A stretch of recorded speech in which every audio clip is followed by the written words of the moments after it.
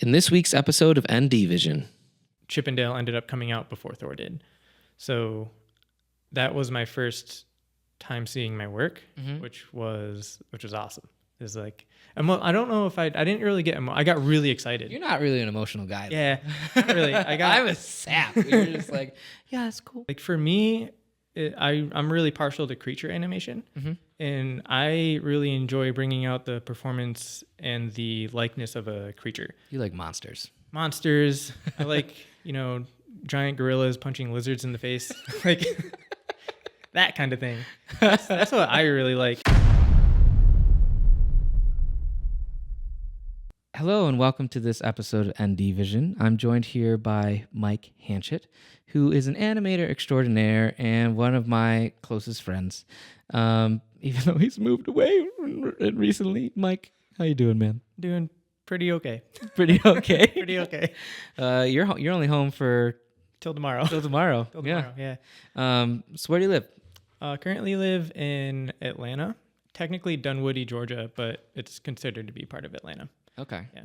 And what do you do? I mean, I said you were anime extraordinaire, but that could be a lot of things. Oh, yeah, it is. I think a lot of times people use the term animator as like a catch-all for people who work on visual effects. Yep. An animator is an animator. Fruit fly. Oh, the fruit flies are still here. Take a shot every time you see a fruit fly. It's an ongoing game. Yeah. An animator is actually somebody who just focuses on movement and the performance of characters in either a movie, TV show, video game, really anything. And that's what my job is. So I'll do stuff like clean up motion capture.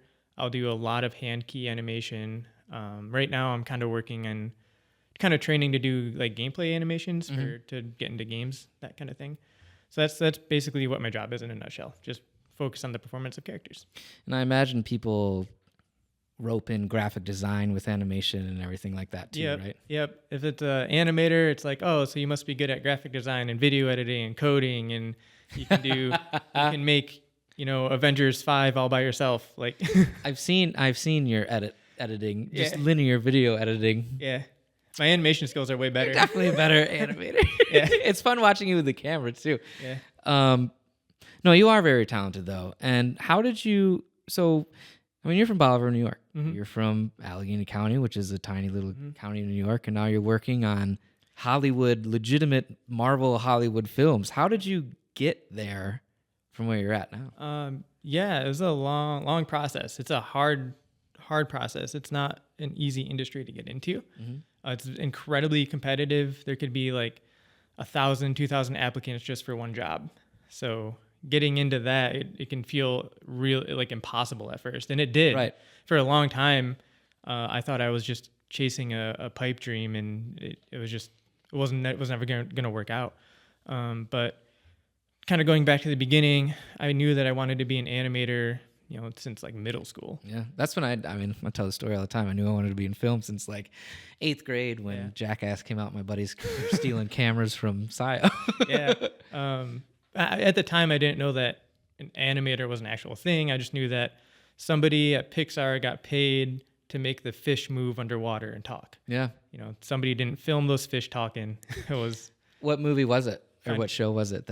Finding Nemo. Finding Nemo? Yeah. Okay. That was the one that I watched, and it dawned on me that, somebody made this. Like, this is an art form that somebody made, and I want to be a part of it.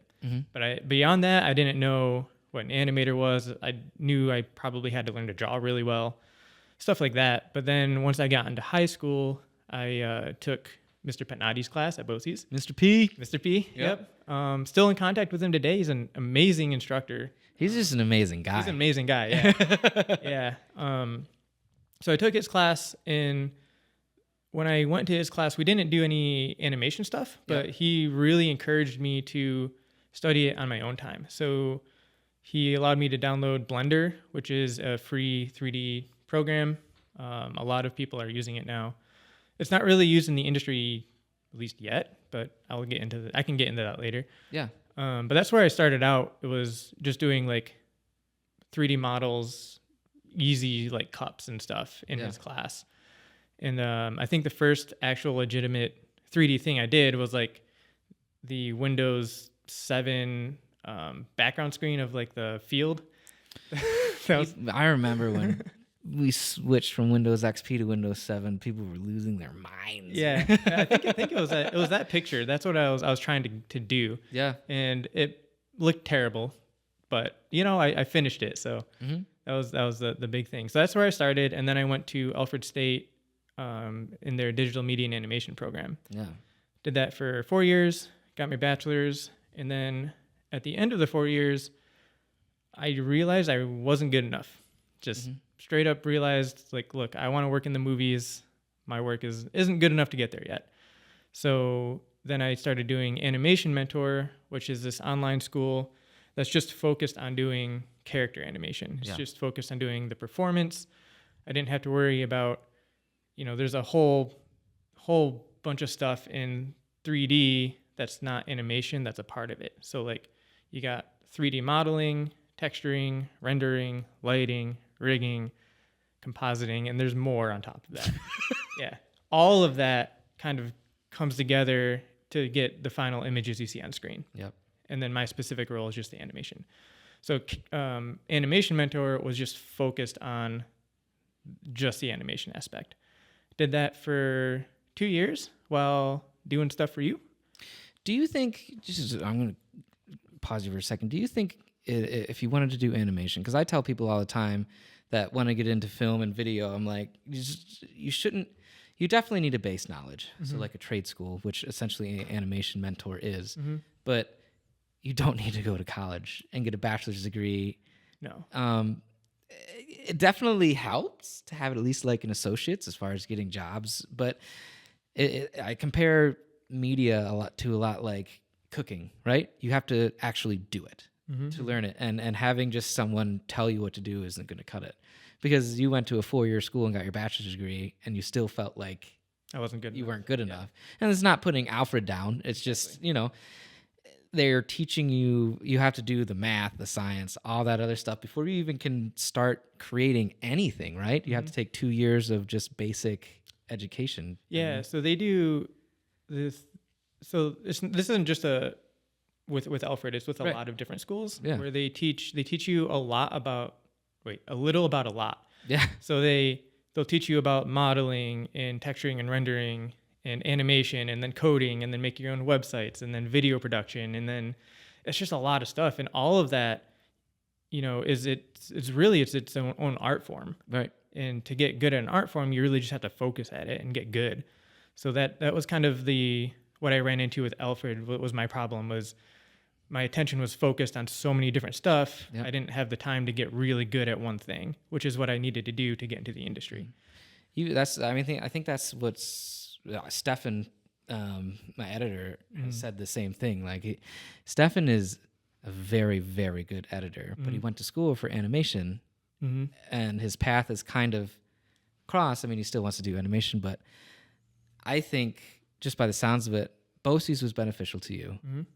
You could have skipped over Alfred and just went into straight Animation Mentor. Do you think your job process would have been faster if you did that? Definitely. If I went from doing BOCES, graduating high school, went right into animation, it would have been faster, but I probably would have had the same struggles because on top of Alfred kind of focusing on a lot of stuff, part of it was on me too. Okay. Because I didn't apply myself as well as I could have. Yeah. Right. I didn't focus as much as I could have on the things I wanted to. So. That would have been me. I would have been partying all the time. So part of it, I probably could have gotten in faster. But even if I went through Animation Mentor out of high school, my work ethic wasn't where it needed to be to really succeed in the program. And that just kind of took time for me to realize that and be like, oh man, I need to really hunker down and focus if I want to pull this dream off. And I did. So I think, because I think working construction for like 2 summers with my stepdad really helped me like get a work ethic going on. I think that's what's helped me in my career is like, okay, I need to get this done or it's not getting done. And it's not, I'm a procrastinator and I have ADHD pretty gnarly, but it showed me like, you need to do the hard work, and your path kind of went like this.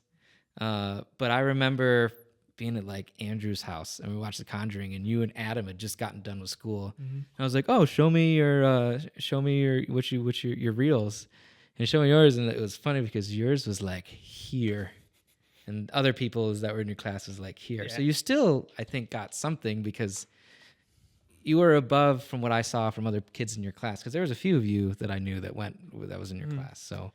Yeah, it really just kind of came down to the student, I guess, on how much they applied themselves and how much they got out of the instruction as well.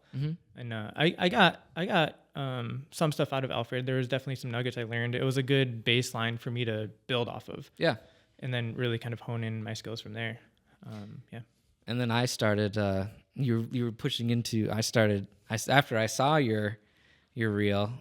I was like, hey, I might have this little job for you if you want it. Just doing a little project. ESI, yeah. ESI, yeah. That was a fun. That was something. Project. Well, but it led to more projects. It did, yeah. So you could at least start. I think the most important thing in any industry that you're in is to build your resume. And I tell kids this all the time. Like when I get interns now, I'm like, you're very lucky if you can just get directly out of school, land the job you want, and move forward. Like it's work.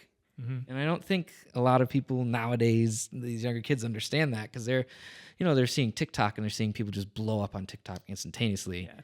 But they don't realize that there's millions and millions and millions of other TikTokers that are trying to do the same thing. Exactly. Yeah. Out of the 2% that make it, you have 98% of the people that are still struggling to get there. Exactly. And the people that stay with it will get there eventually. Like it took how many years? 10 years, do you think? Not quite 10. I think it took from the time I graduated Alfred to when I started in visual effects. I think it was 7 years. Yeah. Yeah, for me to get there. And I think for me it was. I mean, I got kind of lucky. I went to Sheffield, which was a trade school. So basically, if you're your animation mentor, I was 6 months in school, and then you make connections too. Connection and networking are massively important. But yeah, so I had you on ESI, and then I just loved watching your career explode now. Yeah. I mean, you got that one foot in the door, and that's what it took for you to. Yeah, so actually, after I went through Animation Mentor, I kind of took a break from animating a little bit to focus on Team USA. Oh, yeah. Martial arts. And AKT. Yep. AKT. Got the tattoos, too. Oh, man. You can't see them on camera, kind of. But yeah, I didn't stop animating, but my focus shifted from animating, like grinding like every day, to just kind of doing it on the side while I trained a lot to compete in Australia in 2017. And that was a whole year off, pretty much a whole year off of animating. I remember that. Doing that, yeah. You weren't eating and everything, man. Yeah. To keep your weight limit. Yep, I had to lose weight to fight, which was an experience to do that. Yeah. I was definitely hungry for an entire year. And when I got to Australia, I was just talking about this with Master Broughton the other day. I was with him on how I overshot my weight loss, and by the time I got to fighting, I was so drained and so out of it, I could barely do anything. And during one of the fights, I pulled off like this. It was like a jumping, spinning back kick, and I immediately took the guy down, and the crowd went crazy. I don't remember the crowd going crazy because I was barely functioning at the time. Yeah, but apparently they did, and everyone loved it. So, yeah, so that was fun to experience that. I'd do it again for sure. Not lose weight, go to Australia and fight. Yeah. Well, I mean, it doesn't have to be Australia though, right? You'd fight for Team USA. So you were on Team USA for what form of martial arts? Sports jiu-jitsu. Sports jiu-jitsu. And what's the difference between like sports jiu-jitsu and karate? So sports jiu-jitsu isn't really a system; it's just a rule set. Okay. What we competed in, when you were watching it, you get 4 judges on the corners of the ring, and then you get 1 point for a punch to the head, 1 point for a punch to the body, 2 points for a kick to the head, and then various points for throws and takedowns and stuff. And you basically just duke it out with another person. You got the 4 judges clicking their clickers. At the end of the round, they'll raise their flags for whoever is in the lead, and then you do it again for a second round. And if the same person wins, they win the match. Man, that sounds. I was just the last episode. By the time this comes out, the last episode, I was just talking to Heidi, and she's a dance instructor, and I was like, how do people judge dance? Like, because like it's all interpretive a lot of the time. So they're just like, oh, I like that. You know what I mean? And they judge based on. I mean, I'm sure that there's moves and stuff, but I still didn't quite understand it. But this sounds actually like you can judge it, like you kick someone in the face, that's a point or whatever. So there's more a little bit more structure to that. Yeah. Yeah, but I mean, it sounds like you can actually judge it rather than the judges are just like, oh, I like this person's form. Like, Exactly. Yeah. You took a year off. You did martial arts, Team USA. You guys did really good, right? Yeah, we won gold. Yeah. Yep. America. What made you get back into animation? Was that just the next step? Because you could have kept going on with martial arts, right? Yeah, I could have kept going. I still teach, kind of. Desmond White runs AKT now, so since I've been back, I've been helping him teach classes and stuff. And they're in Olean and Wellsville, right? Yep. Olean and Wellsville. But yeah, I could have went into it full time, but I just really wanted to work in movies. Like, that was like the thing that I was like, I need to do this before I die. Like, I had my career path for these. I had no interest in working in movies. I just wanted to. I'm a camera guy, I just wanted to record and film, and I'm good at editing. I'm really decent at editing, but I think it takes a special kind of person to be an editor / animator, because you're sitting behind your computer, up to 12 hours a day and not moving. Yep. And I can't do that. Let me tell you, we're a very particular breed of humans. You're vampires. I need to move. I need to be around people. I need to talk. It's so funny because you can sit in front of your computer all day, not talk to anybody, and it'll feel like 2 minutes. If I sit in my computer for 2 minutes and not talk to anybody, it feels like a day. Yep, that's animators for you. Yeah.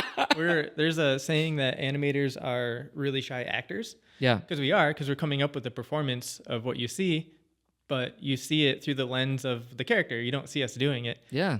So with animation, we have to film reference ourselves. So I have an entire hard drive full of me acting that nobody is ever gonna see.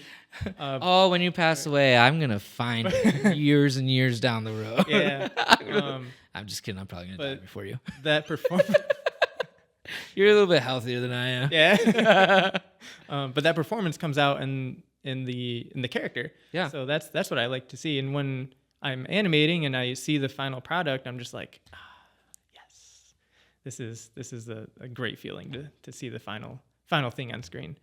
Yeah, I mean, I remember watching the behind the scenes of Lion King, and this was when it was still 2D animation, but they'd bring in lions and watch them move to see their movements. Essentially, you're doing the same thing, just recording yourself. Yeah, exactly. Yeah. And I've done stuff like I've recorded myself acting like a gorilla fighting another gorilla. Really? Yep. Me and Desmond did that. I've done.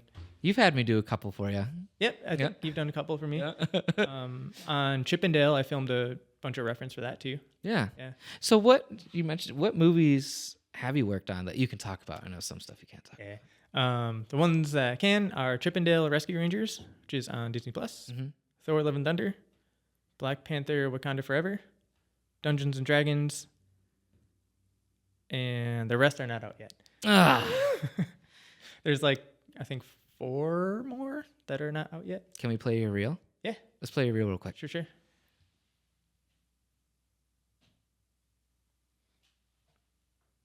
We want to do Mike Hanchett first, right? Yep.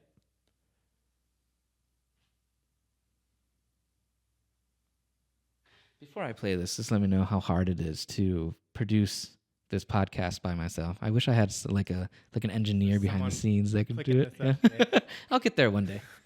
All right.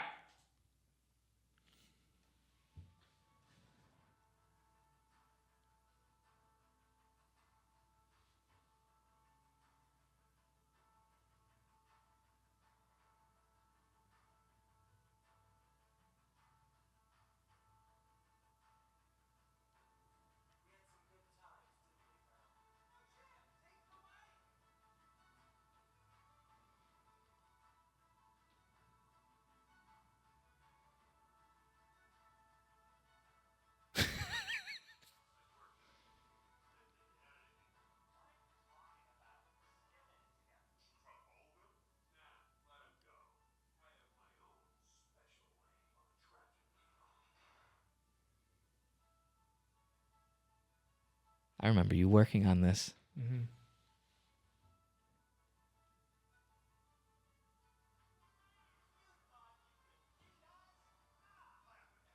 It's my favorite character I've done so far. The ugly Sonic. Yeah. All right, there was another one. What's this one? So the other one, so that reel we just watched is my character animation reel. Okay. And there's no shots I did from Thor on it. And the reason being is because what I did on Thor is something called post-viz animation. Okay. Which is similar to character animation. I'm basically doing the same thing. Yeah. Except the animations aren't finalized. It's just like a really quick rough pass to show the directors so they can make quick changes and iterate on the movie in a fast way. Right.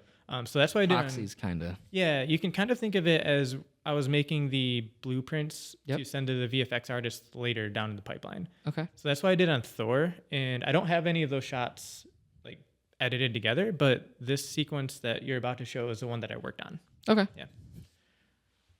And this is Thor Love and Thunder, right? Love and Thunder, yeah.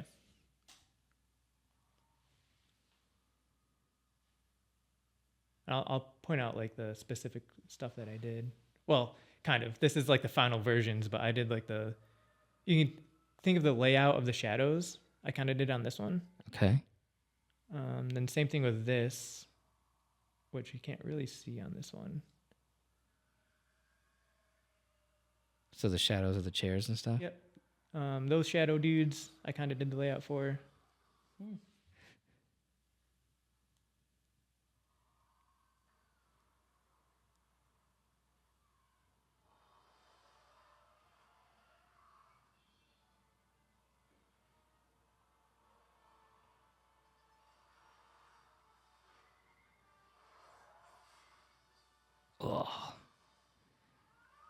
And I did a bunch of shots in this fight scene too. And then I did that one. You did a lot. Mm-hmm. Yep. I only worked on this movie for 2 months, and I worked on like almost 100 shots. How much did something like this take? You said 2 months? I worked on it for 2 months. Yeah. And was it just you, or was it a team like working on it? It was a team. We had like 50 people. Jesus. Yeah. And that was just the previs team. That's not including all of the VFX artists who finalized all of this stuff. So when I say I worked on it, what you're seeing on screen isn't really my work, because I did the blueprint. I did the blueprint. Stencils. Yeah. I did the thing that they kind of follow, be like, okay, we want it to look like this, and they make it look pretty. Jeez, man. Yeah. How a movie like Frozen? Mm-hmm. How long does that take to make from beginning to end? It really varies, because you could say the beginning was when the writer had the idea, and then they kind of went from there. But so when they start like the actual production, probably anywhere from like 3 to 5 years. Jesus. I do want to go back to Chip and Dale, because Chip and Dale was interesting because it had 2D style characters mixed in with the 3D characters. Mm-hmm. What is that called? You said it was called something, I thought. Did they actually 2D animate, pencil draw, hand draw some of the characters, or was it all computer? It was a mix. Okay. So the shots that I did that were shown on screen, Chip he's actually 3D animated. He's made to look like he's 2D, but we animated him 3D. Okay.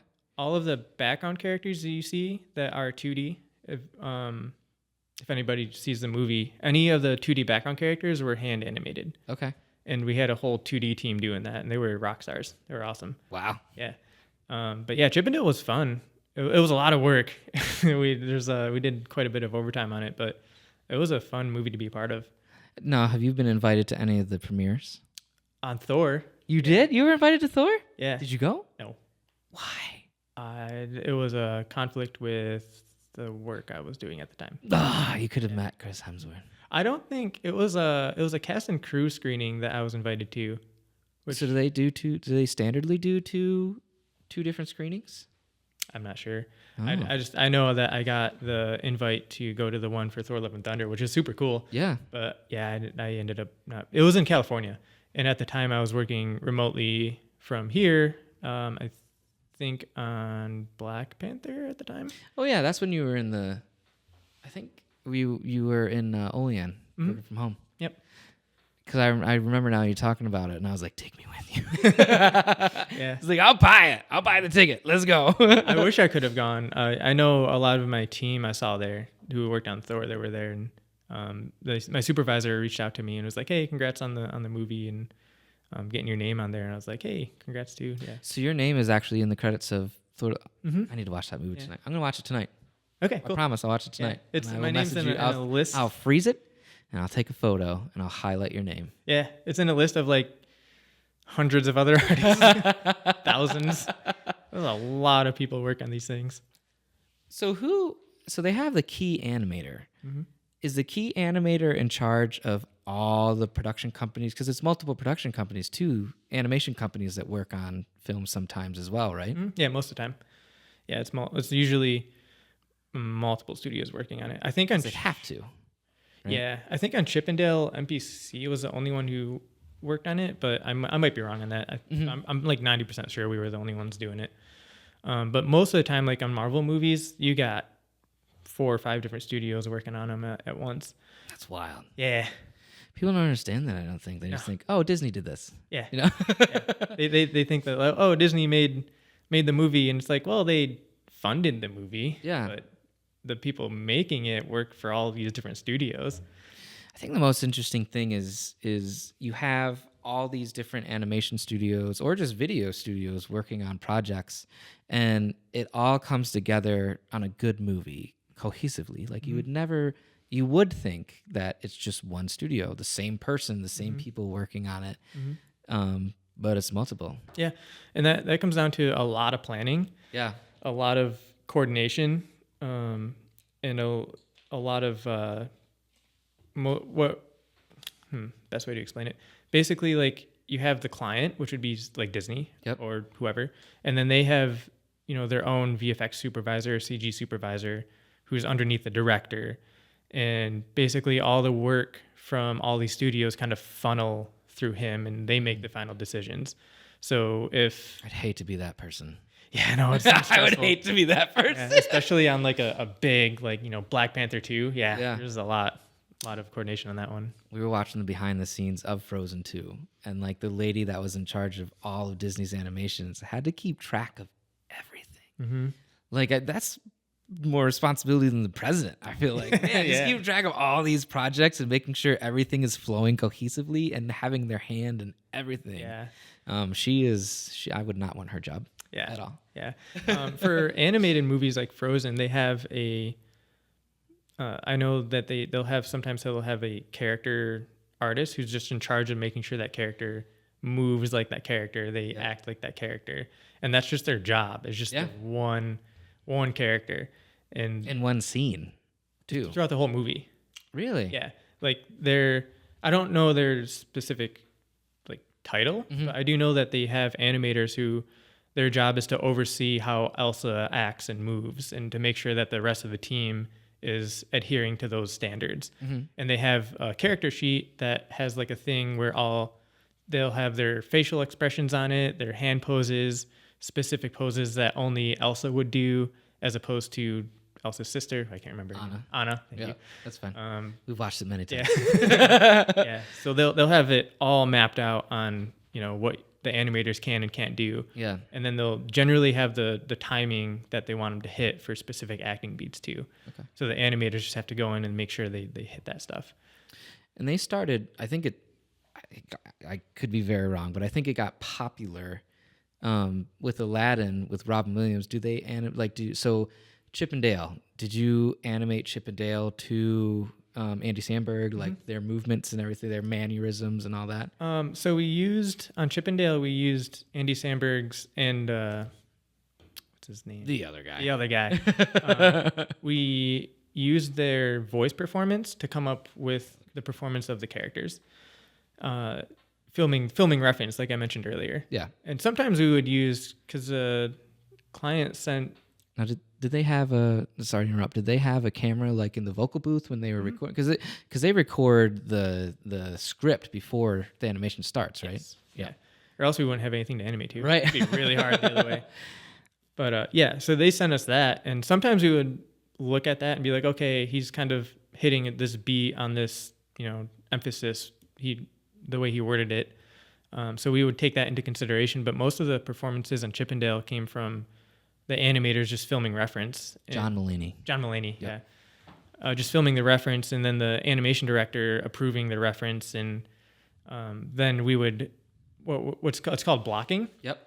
So it's basically we take the reference, put it in Maya, which is the program that we use, and then we find the key poses for the performance, slap those key poses onto the character, and then show it to the animation director. He'll probably have notes. Yep. Kind of do a back and forth. And then we send that version to the director, so the director can look at it and be like, okay, yes, this shot is on the way to where I want it to go, or be like, no, we got to redo it. Yep. Either one. They do. I mean, they do the same thing with live action filming. The camera crew will block the shots. They'll have just stand-ins for the actors, and they'll be like, okay, so that way the director or the director of photography, the DP, can kind of see where the camera movements are going to be as far as the actors, and then they bring actors in. Same thing, except it takes way longer. Yeah, right. I can't imagine. But same concept. Yeah. What's been your favorite project so far that you can talk about that you've worked on? I can talk about. I'm a huge Marvel fan. Thor or Black Panther. So the new Black Panther kind of got like same thing with Thor. They both kind of got. Yeah, I liked them though, not just because I worked on them. I just liked them, especially Black Panther, just because it was so different. I haven't seen either of them. Really, so I got sad. We've talked about this in the podcast before. I've just gotten so bored of superhero movies. I'm like, I know a lot of people burnt out. I kind of feel that burn. I was always a massive superhero fan. I still am. DC or Marvel? Both. Yeah. Yeah. Like if it has superheroes in it, I will love it. I don't care how bad it is. I think we started talking. I think like the reason we started talking is because I found out that you like Dragon Ball Z. Yeah. And I was like, oh, because I knew you did martial arts. So I was like, you like Dragon Ball Z? Yep. Like, yeah. I'm like, yeah. Loved it growing up. That was a thing growing up was DBZ. It's still a thing for me. Yeah. I haven't seen it in a while. You haven't seen Super? I saw like a few episodes here or there, but I haven't followed it. Oh, it's so good. Yeah. I hear Jiren is like a beast.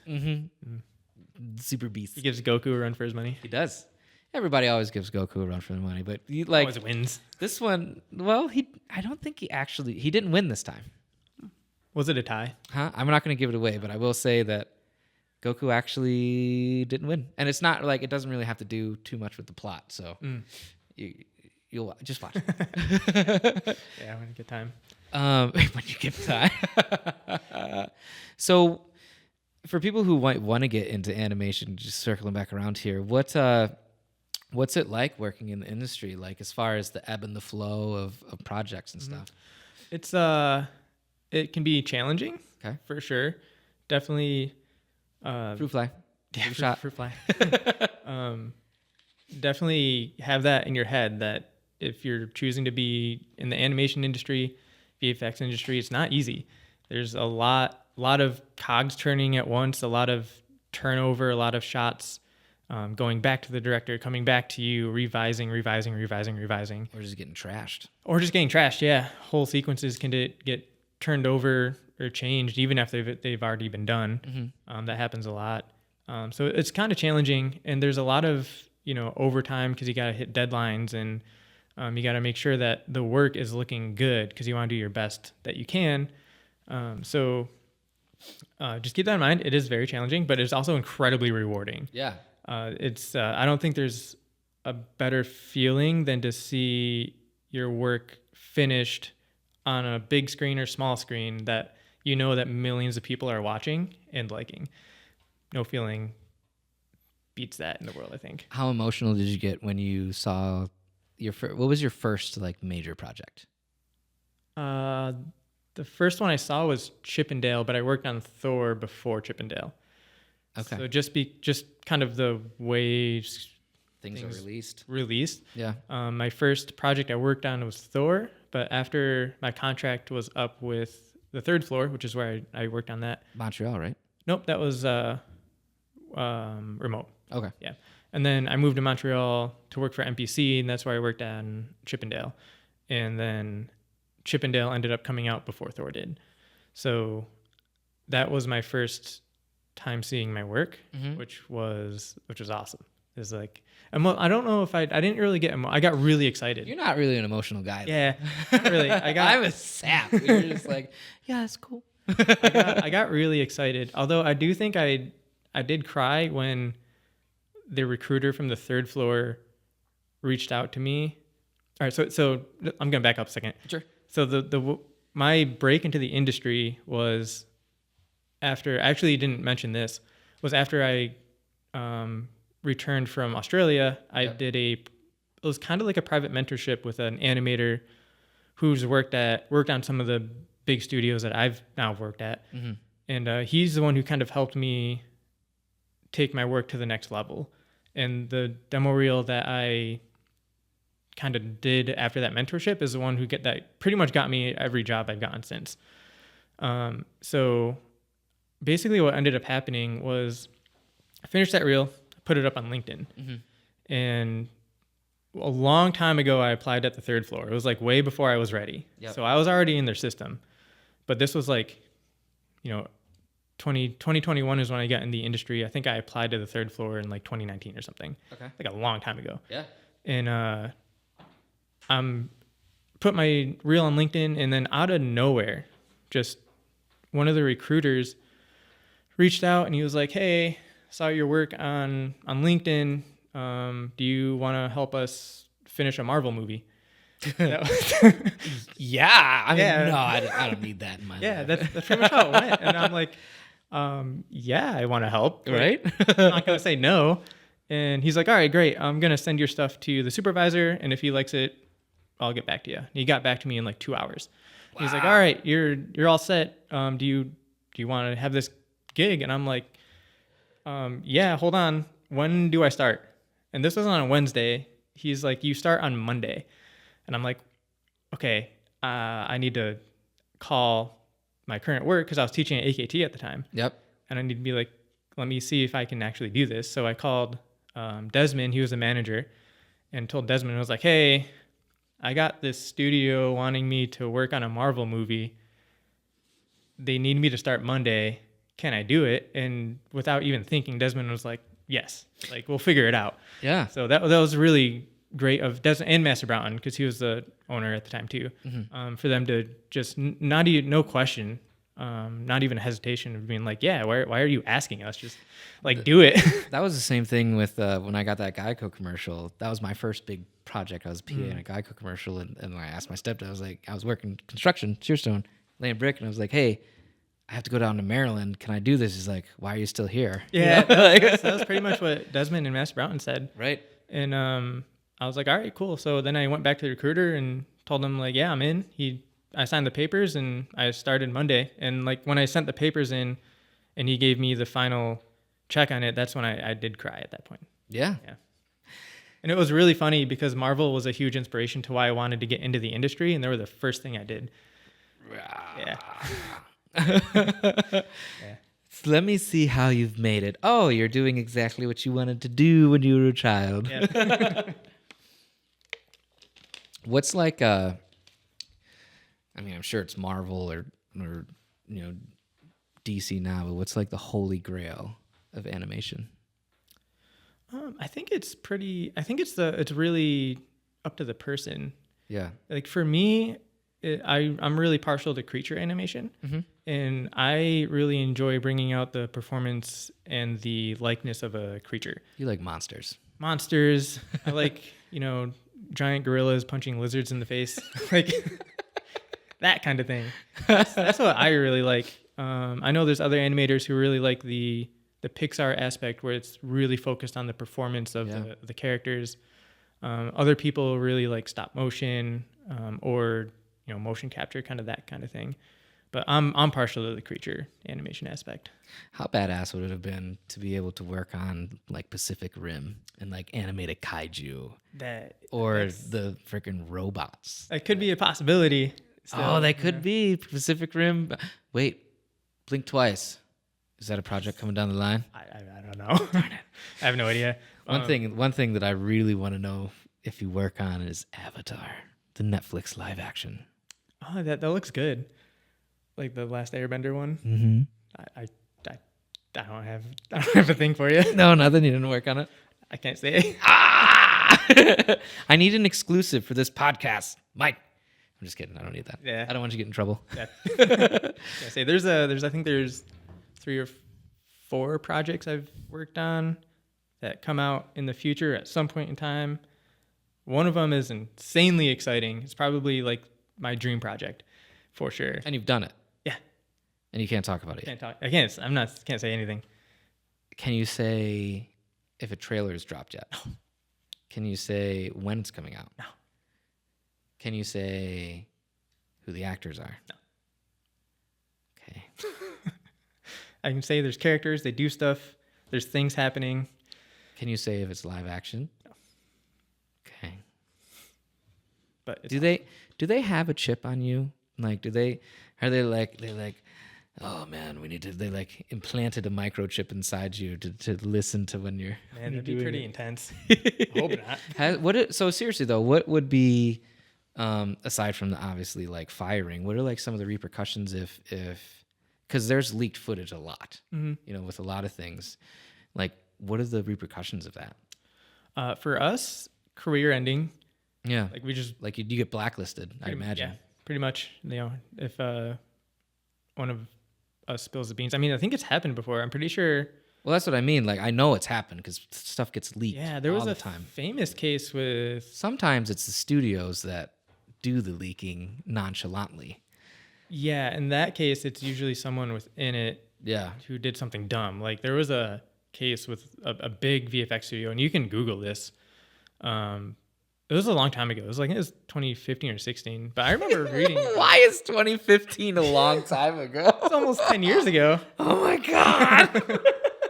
Yeah. Right, go ahead. But someone within the company, they were working on a project, and the kid thought it'd be a smart idea to screen record the daily session that they were having, and he posted it online.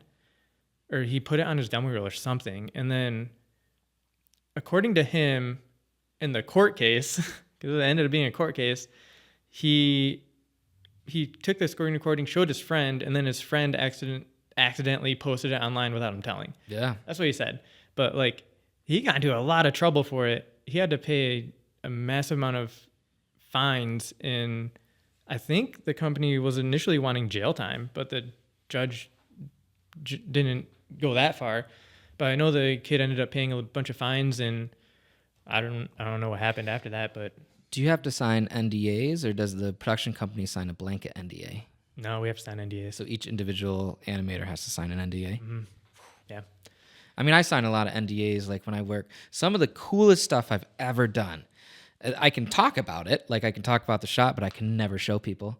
Yep, that's how a lot of stuff on the one I was saying that was the big dream. I've done the best work I've done on character stuff. Mm-hmm. Best work I've done that I would be like, man, I wish I could put this on my demo reel. Can never put it on my demo reel. Oh wait, so it's never gonna see the light of day, or? I don't know.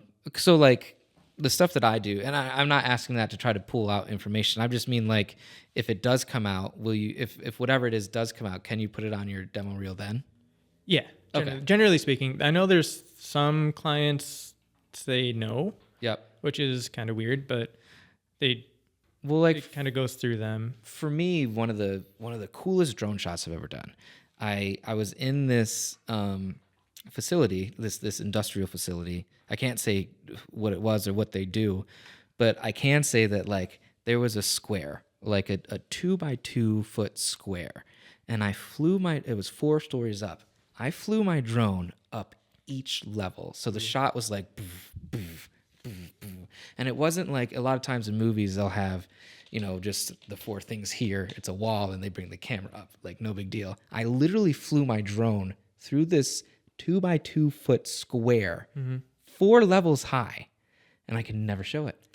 Like, and it's such a cool shot, Yeah. man. It's such a cool shot, but I had to sign an NDA. Yeah. And I don't want to, because I mean, I can't get blacklisted from Hollywood, but word of mouth, like, oh, don't hire this guy. He like leaks footage and stuff. Yeah. That's pretty much how it is in VFX too. Like, I don't think there's not like a blacklist of this list that like recruiters shared with each other. Right. I mean there might be, but I don't think so. I think it's just more like Word of mouth. And then, but the VFX industry it's really big, but it's also really small.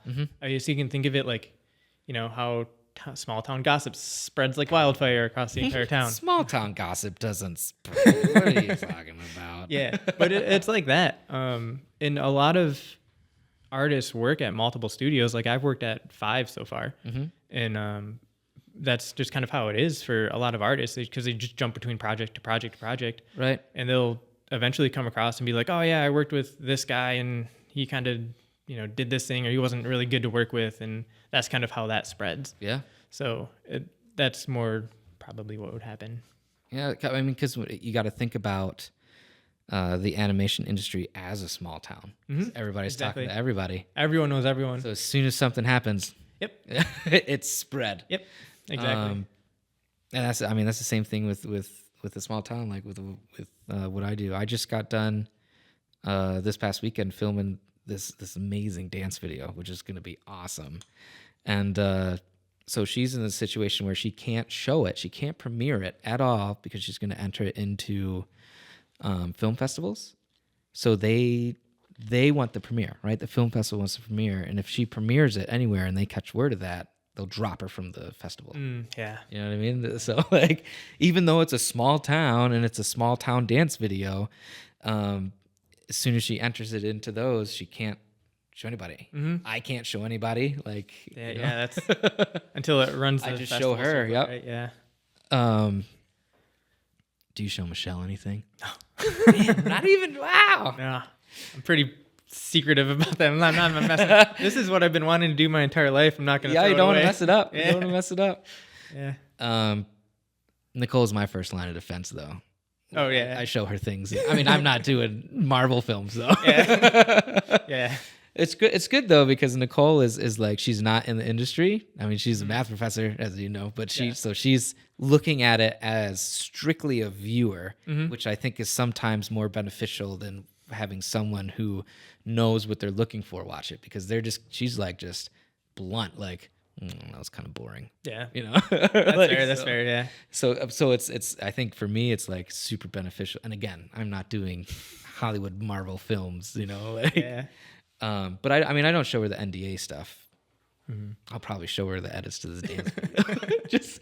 just because I need that. I need an outside perspective that isn't in the industry to like see if I watch her face as she's watching it just to see her emotions on it because something like this is it's gonna be an emotional style video. So I want to see that and I want to see like if I hit her, then I know it's. Then you got it. Yeah. Exactly. So. Yeah, that happens in Hollywood too. It's just everyone signed the NDA, right? They can look at it. So if I'm in a studio and I want feedback, I can just be like, hey, can you look at my shot and give me tips? Okay, so if you're in the same exact studio working on a separate, like same movie but a separate scene, do you can you show the other people what scene you're working on, like that are at the studio? What if you're working on a different project in the studio? I think it's studio dependent. Okay. I think some studios don't really care. Other studios really don't want that happening. Okay. I think that one's more studio.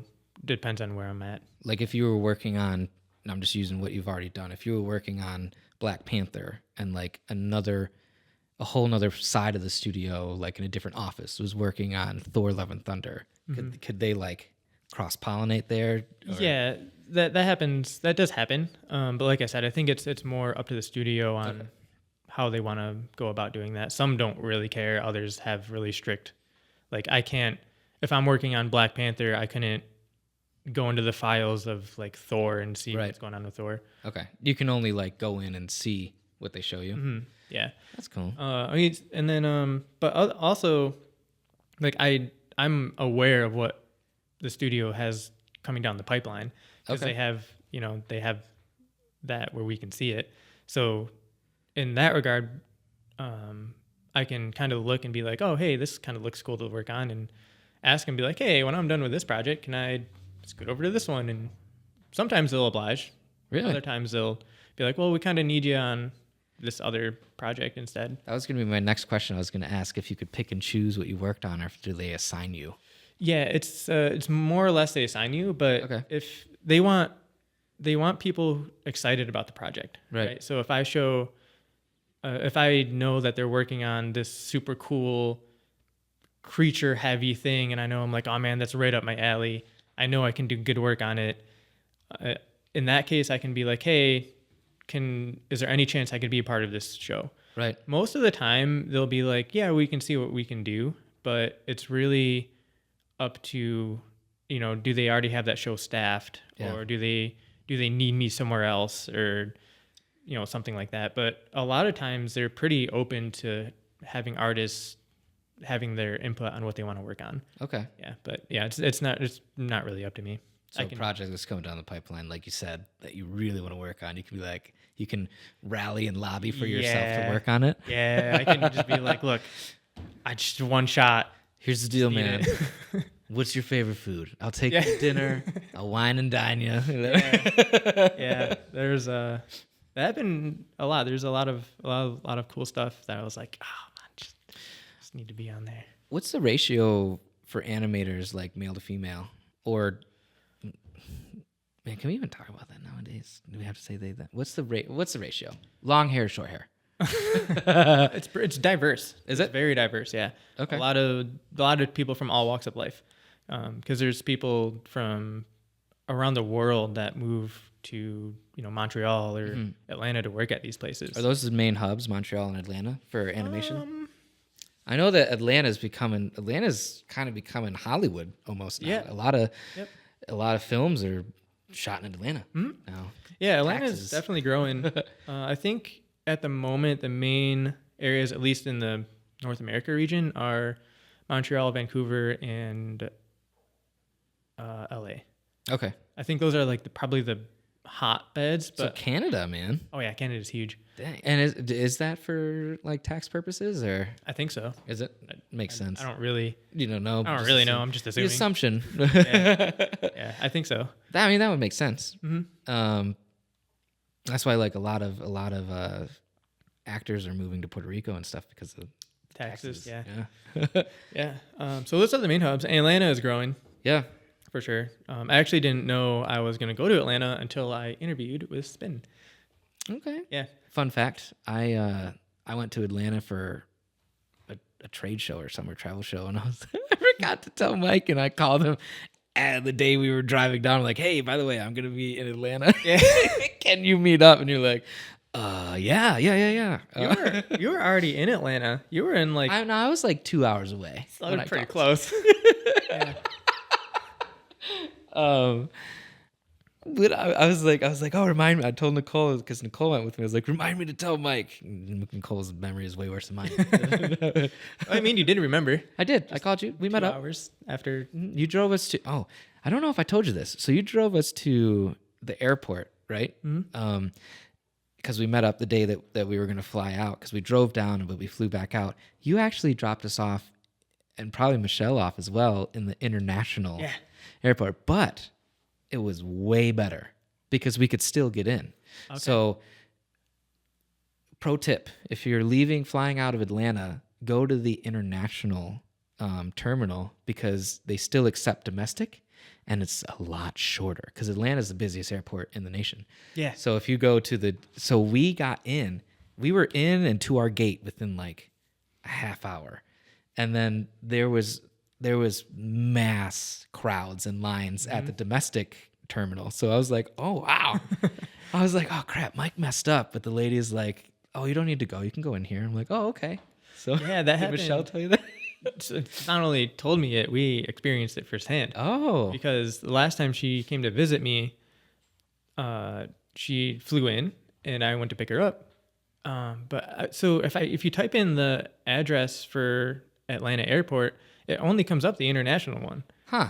And so we were really confused because I would drive up and I didn't know that was just the international airport. I assumed that the airport was just one giant place and not multiple spread out over like a county, essentially. We looked it up, on average, 2,600 flights daily. Yeah. Insane. In and out. Insane. Yeah. But anyway, so I'm on the phone with Michelle. She's like, oh yeah, I'm outside of this port. And I'm like, I don't see this port. What is going on? And I'm typing in the address to Atlanta and it's only giving me the one area. And I'm like, I don't know where to find you. And eventually we figured it out. She ended up taking a shuttle to the international side, which is where I was. And we eventually met up, but it took like almost an hour of us being like, what is going on? Yeah. We don't know what is happening here. So then we figured it out. Yeah. I had to drive her to the domestic side, which is basically like domestic side, international side with like a bus in between. And that's not explained on Google if anybody needs to fly to Atlanta. So good luck. If you do need to fly out of Atlanta, though, go to the international terminal. You'll get through faster. Mm-hmm. Or at least we did. Yeah. Yeah. She was much more smoother for her too. We have a couple minutes left here. What would be the biggest advice that you could give that kid that's watching Thor and loves video games and just wants to animate? What's the best advice you could give them? Focus on find the thing that you want to do within the industry and focus on it and get really good at it. And when I say really good, I mean better than everyone else, to the point where a recruiter can look at your reel and be like, I want him. Because like I mentioned earlier, or her, or they. Because as I mentioned earlier, it's insanely competitive. Yeah. So you have to be really good. And the only way to do that is to focus on the one thing. Now, with that being said, there are people out there, like, this is impressive. So the last Spider-Man movie that came out, have you seen it? I have not seen it. Okay. But you can spoiler it. Okay. There's a sequence that's animated like the Lego movie. Mm-hmm. And it was done by like a 15-year-old. And how that ended up happening was the 15-year-old made a Lego version of the trailer that came out. Sony Pictures, the one who made the movie, saw it and was like, do you want to work on the movie? So they put that sequence in. So that 15-year-old has an entire sequence in the Spider-Man. So you can get good at a lot of different stuff, but you have to focus on it, and you really have to learn the craft that you're wanting to learn. That's the same thing. Michael Bay was at a park with his kids, and there was this 17-year-old kid or whatever, 16, flying a drone, the FPV drones. And he's like, hey, I'm working on this new movie. I need some cool drone shots. You want to be in it? And like the drone sequences were nominated for awards because he'd go up the scene and down. Like you think that's animated, but it's this kid, this teenager piloting this drone. That's awesome. Yeah. Yeah. Yeah. So it can happen, but I think for the vast majority of people out there, hard work. You really need to focus on what you want to do. Yeah. Yeah, I tell my interns and stuff, or anybody that asks me, like, work on your own projects. Mm-hmm. Like, you just need something to fill your portfolio. You need to build your portfolio. Yeah. It doesn't matter. I mean, obviously it helps if it's projects at companies, but that dragon fighting the troll, like killing the dragon, that was just you. Yep. You were just working on that just so you could have something for your reel. Yep, exactly. And I went out, I've gotten so many jobs just off my family videos, my vlogs that I do. I used to do a lot more, but people see that and they're like, hey, could you do this for me? Yeah, exactly. Like, yeah. That's how I got into the Third Floor and Digital Domain, because I had a recruiter reach out to me for Digital Domain too. And that's how I got into them. Yep. So yeah, that's exactly how it works. And then the last thing I will say is don't get discouraged to the point where you stop.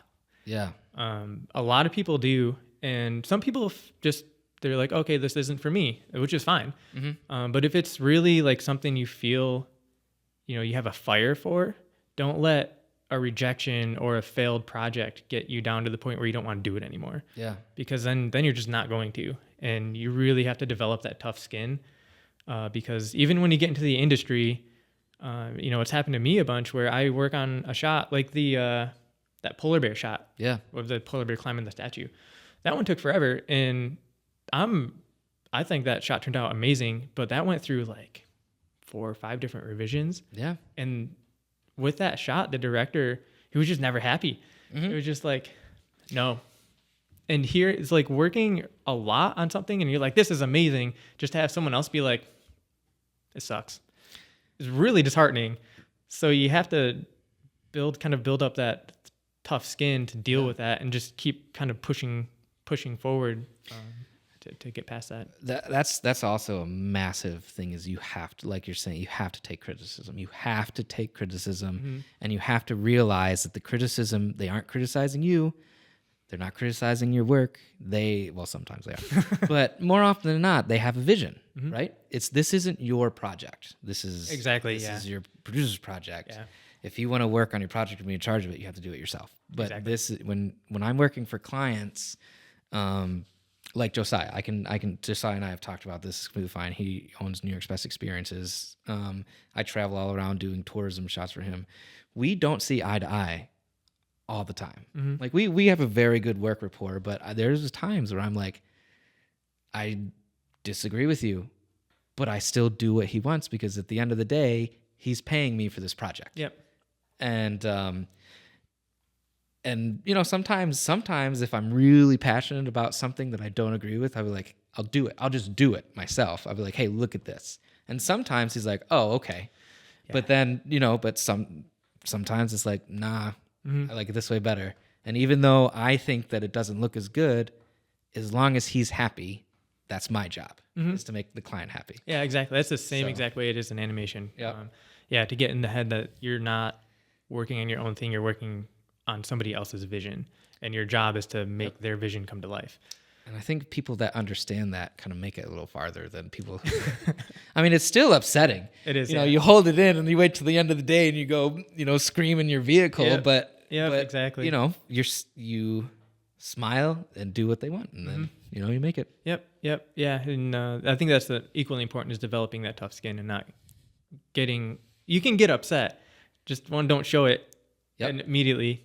Cry afterwards, and then 2, don't let it get you so down that you're gonna quit. Yep, because really they're not coming at you as a person. They're looking at the work, and that's it. Unless there are some bad bosses, like or bad clients, you know. Yeah. But still, because they're gonna see that you made them happy and you did what they wanted you to do, and they're gonna pass that on. Exactly. Word of mouth. Yeah, for sure. So same exact thing. Well, man, thank you for coming on. It's been fun. Yeah. This was fun. I really wish that I could hear some of the projects you're working on, but I will never be able to. Can't until I'm told I can. So you're heading back down to Atlanta tomorrow? Yeah. Right on. Yeah, 13-hour drive. I don't envy that. I love you. Love you too.